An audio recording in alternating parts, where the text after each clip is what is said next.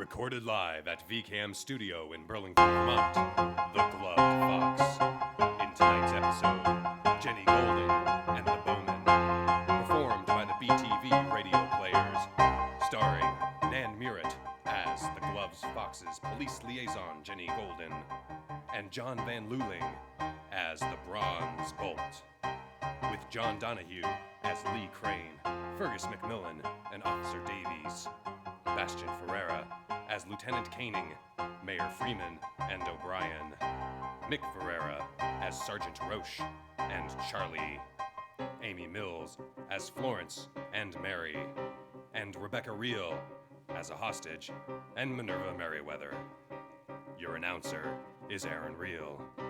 Sound effects designed and performed by Laura Keenan and Sue Wilson. Music by Kevin MacLeod. The Gloved Fox is written and directed by Andrew J. Rash. We shall present to you our program shortly, but first, a word from our sponsor. Here, sweetie, Mommy made your lunch for you. Aw, spam and cheese again. I want Mallory's marmalade. Mallory's marmalade? What's that? Mallory's Marmalade is a sweet and tasty jelly-like substitute made from all the delicious and nutritious byproducts that other jelly factories throw away. Mallory's Marmalade is the economical sandwich spread for your home. That sounds lovely. Here you go, sweetie. A Mallory's Marmalade sandwich just like you asked. Ugh, I don't want it anymore, Mommy. I'll take the spam and cheese. But Mallory's Marmalade for all your frugal lunchtime dilemmas.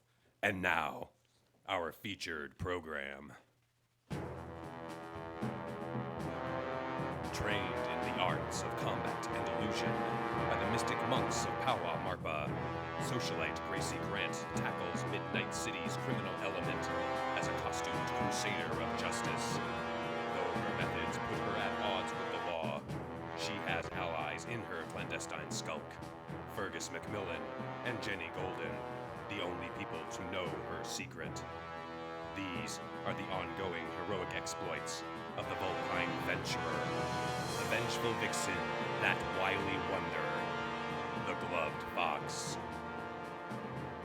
The Gloved Fox has been gravely wounded in a jungle encounter with the Raptor. Days later, police clerk Jennie Golden calls to check on her friend's condition. What did the doctor say, Fergus? Is Gracie going to be all right? He doesn't know? Well, has she woken up yet? Oh, I see. What should we do then? Come on, Davies, get the lead out. Lieutenant Canning needs every man we can spare. Yes, sir. I have to go, Fergus. Keep me updated? Thank you. Good night to you, too. And unless it's police business, I don't want you on the horn, Miss Golden. Yes, sir. What's going on? Hostage situation at Midnight Citizen Savings and Trust. Did you file those arrest reports? Of course. Good. I'm gonna need you to man the phones. We're spread pretty thin. Sarge, I'm off in an hour. Nah, tonight you're not. Davis, you got feet. Use them. Yes, sir! Sarge! I'll check back on you later, Golden. Maybe I'll send over coffee and donuts. But... Fine. The entire force gets to handle a hostage situation, and I'm stuck here. Story of my life. Well, what would the Gloved Fox do at a time like this? Not play by the rules, that's for sure. Yes. Oh, hello, Jennie. How can I help you? Could you answer the phones for me, Florence? I have a family emergency. You go ahead, dear. I can take care of this place. Thanks. You're a lifesaver. That's what we do here. All right. Time to check out the bank then.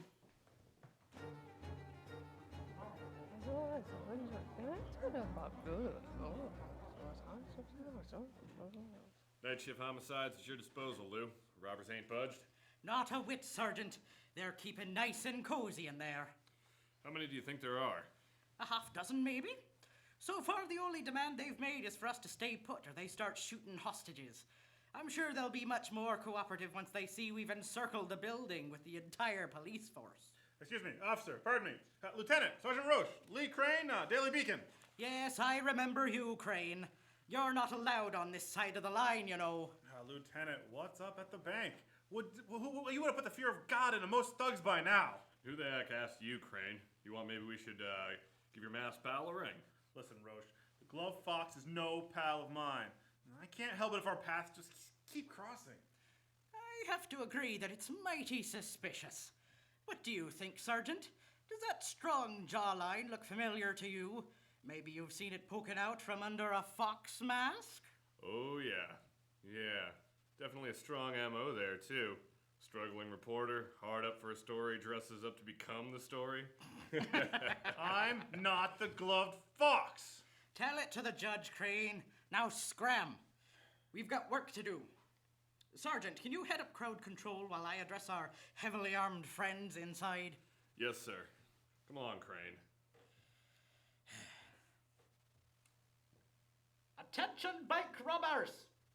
We now have the building surrounded. We promise no harm will come to you if you release the hostages and come out peacefully. Get out of here, copper. Me and my boys are gonna start popping people left and right if any of you so much as edges a big toe closer. We're not kidding around. Just tell your demands. What do you think? I don't know. I really. What do you want? Gee, it's a regular policeman's ball out here. Yeah, isn't it? Pardon me, miss.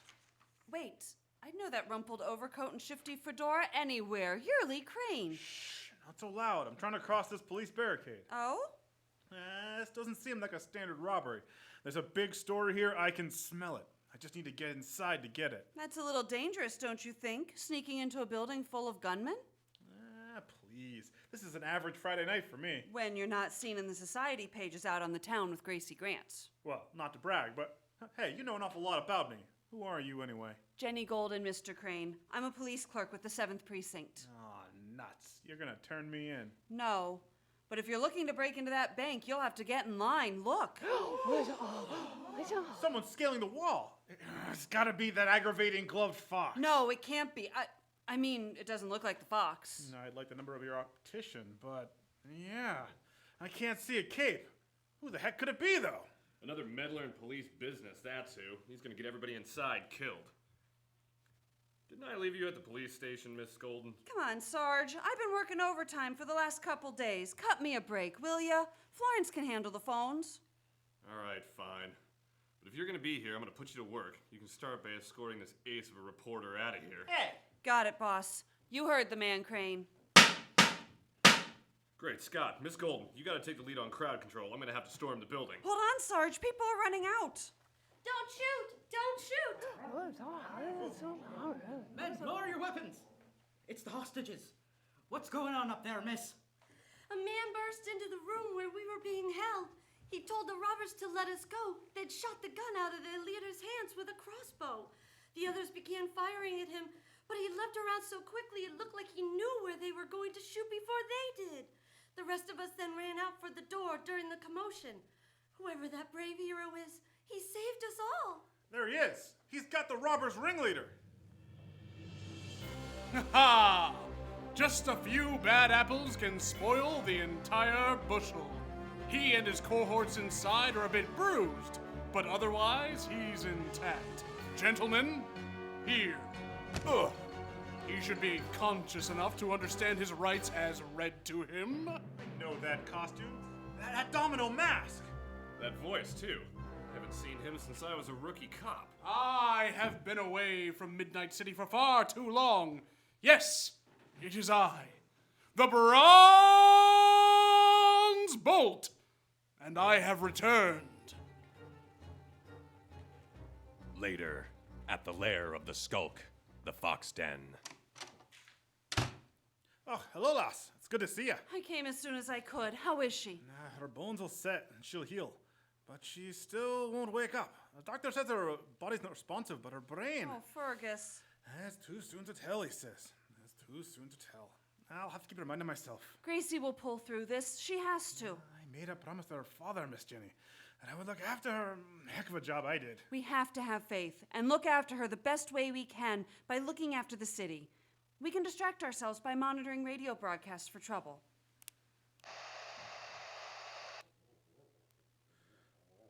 Oh, looks like the Bronze Bolt has that covered already for now, I think. What a bit of luck Midnight has had with him. It's like the angels themselves sent down someone to protect us while the Glove Fox was away. Fergus, what do you know about the Bronze Bolt? Just what I'm reading from the newspapers or hearing about exploits on the radio. He had an adventure serial too. I think that twisted actor Miss Grant tangled with a few months ago had a recurring role in it even. It was popular, and the Bronze Bolt himself was popular. Charismatic fella, from what I understand. Yeah, Gracie told me the Bolt was one of her heroes. Why did he leave Midnight so long ago, do you think? He might have never left. A character like that, he takes off his mask and just becomes a regular person again. Maybe it was just time. But why come back now? I mean, he's got to be middle-aged. Oh, listen, Missy, you can accomplish a lot at middle age. Sorry, Fergus. But he seems to be in good shape. The jewelry was returned, and the robbers arrested. Another crime foiled by the Bronze Bolt. Lieutenant Koenig of the MCPD released a statement saying, "Though it's true, I had my reservations about vigilantes operating in this city. The Bronze Bolt has been so open and cooperative with the Midnight City Police Department that I have decided to formally deputize him as an official member of our police force. There will be a celebration for the Bronze Bolt's return in Lassick Park this Saturday at 11 a.m. Oh, I can't believe this. I told you, he's popular. In a way the Glove Fox is not. Why is that, Fergus? Just because he flashes an easy smile? Oh, the man's a legend. He reminds everyone of a simpler time. Well, I suppose we should feel fortunate he's back then. Saturday arrives bathed in sunshine as Midnight City's mayor, Hamilton Freeman, addresses the crowd gathered in Lassick Park. And in just a few minutes, we'll unveil the statue of the man himself. Thank you, thank you. But first, one of our city's most illustrious inhabitants would like to give a few words of introduction of our man of the hour. Here she is, chair of the WAMC, CEO of Palace Utilities, and proprietor of the Palace Lounge, Ms. Minerva Merriweather. I would like to begin by expressing my gratitude to all of you. Your passing words and letters of sympathy for the sudden death of my faithful companion, Valentine, have deeply touched me. He was a loyal servant and dear comrade. He will be missed. One dear friend leaves and another returns to us. Justice has a name, and the name's... What, did the whole city turn out for this? Oh, hello, Mr. Crane. No, of course they did, Miss Golden. The Bolt's done a lot of good for Midnight. Why wouldn't we show our appreciation? What I don't get is the distinction you draw between the Glove Fox and the Bronze Bolt. That grifter, that murderer, I don't see how you can compare the two. Notice that the Glove Fox hasn't dared show his face since our hero has returned. Even the fox knows that the Bolt has come to clean up this town and has skulked away accordingly. Sounds to me like you've got some sort of personal grudge against the Glove Fox. He left me dangling from a bridge. Not to mention his habit of throwing criminals off cliffs, and I can't see the Glove Fox collecting blankets for the homeless like the Bronze Bolt has. That's the difference. The one between a vigilante and a hero. The Bronze Bolt! Ladies and gentlemen, your hero! I want to hear what he has to say. Thank you. Thank you. Thank you, Minerva, for those kind words. The world has changed. In the aftermath of the Great War, it has become harsher, crueler, and dark as it ever has been. Many have told me that Midnight City has changed as well, and maybe it has.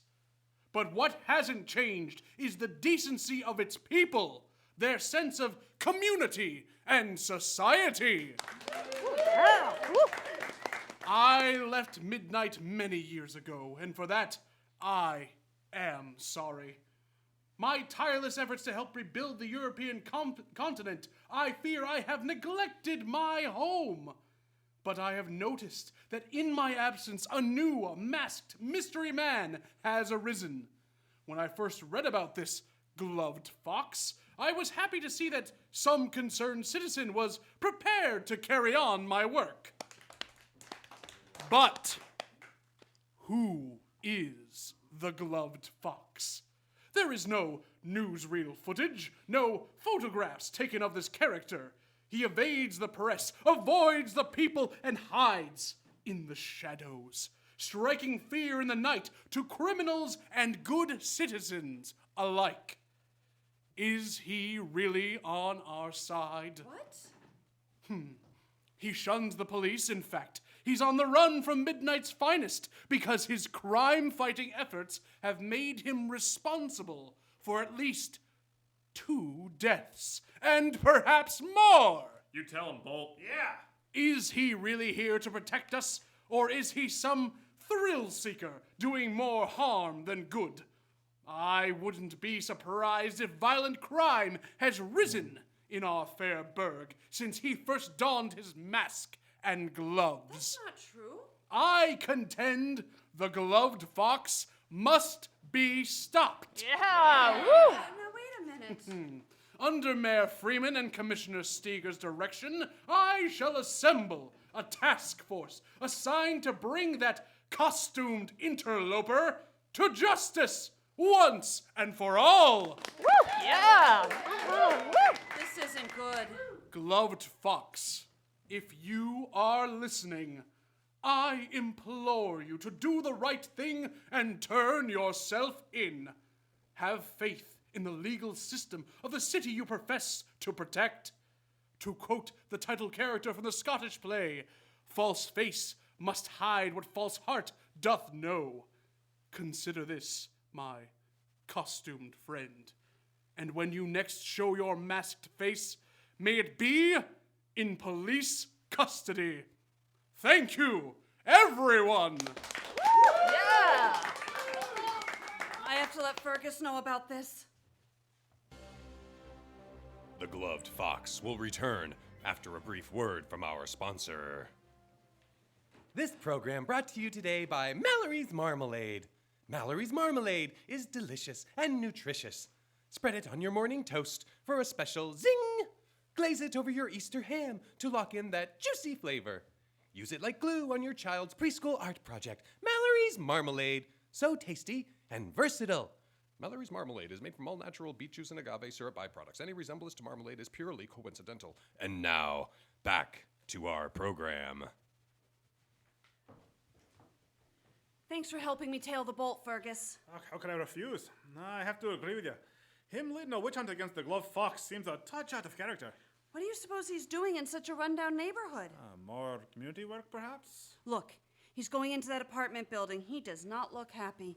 Follow in, Miss Jenny? Yes, I want to know what's gotten everyone's favorite hero so disturbed.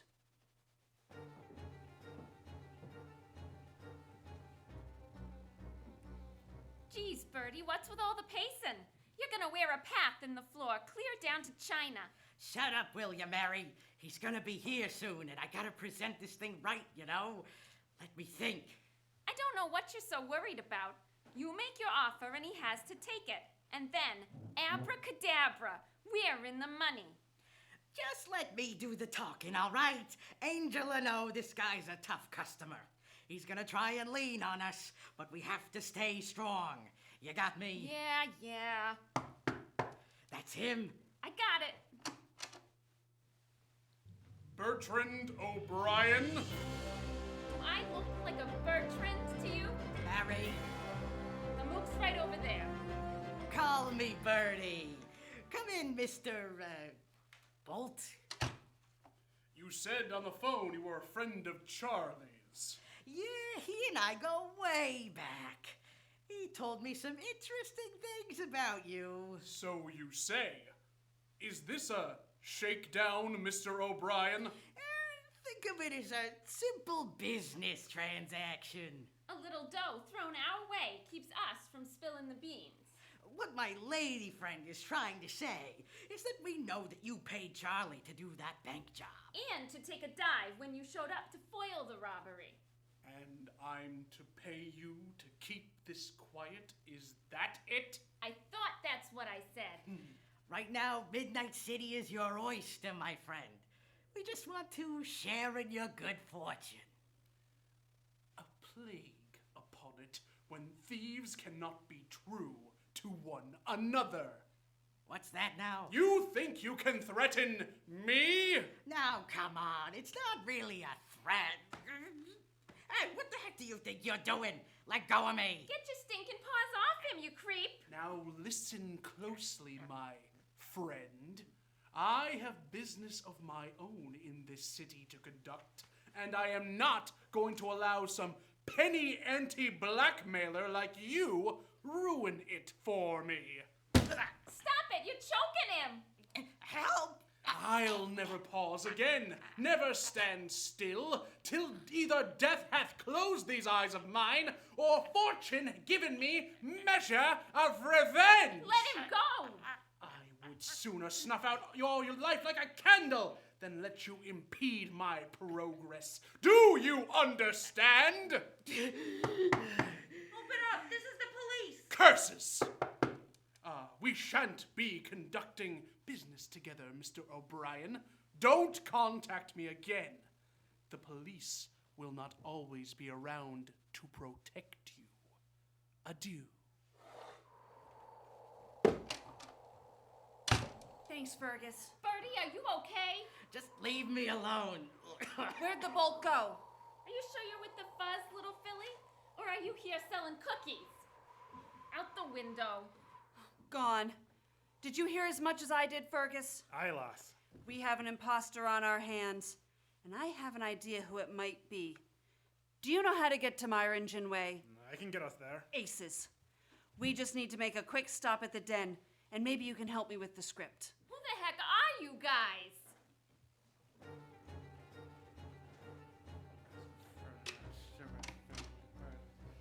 You are next on my list, Bertrand O'Brien. As soon as the heat dies down, I will come for you and your girlfriend. I assure you, Bronze Bolt, the heat will never die down for you. You! Yes. This is what you wanted, isn't it? To draw me out and get that revenge you so desperately crave. But I wasn't at the top of the list, was I? No, Gloved Fox, you weren't. This was her home, up until not that long ago, I imagine. It makes sense that you would finish one plan before beginning a new one. You killed her, didn't you? Poor Lydia escaped your last murderous rampage, only to be the first victim of your newest spree. Yes. Quite ingenious of you to put those acting chops to the purpose of impersonating a beloved hero to discredit me, Mr. Shelby. Thank you. And please call me the Thespian.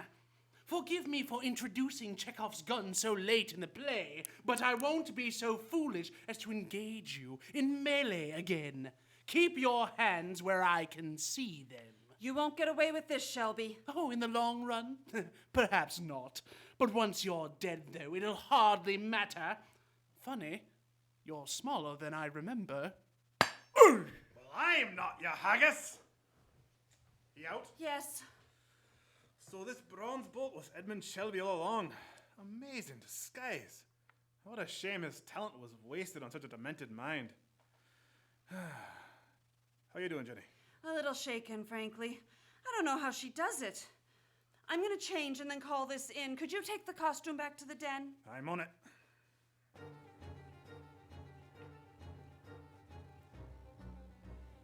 And furthermore, Golden, I wouldn't want to hear you pulling a stunt like this again. You're not a cop, and you could have gotten yourself killed. Yes, sir. But good job. This guy snowed everyone. But you sniffed him out for what he was. There'll be a little something extra in next week's pay. And I'll put in a good word for you at the academy, if you want. Really? Just stay out of trouble, will you? I'll keep my nose clean from now on, sir. Telephone call for Jennie Golden. Oh, go on, take it. I'll be in my office. The only Joe doing actual work around here. Thanks, Davies. Yes? Oh, my heavens, she is? Oh, thank you, Fergus, thank you. She's awake.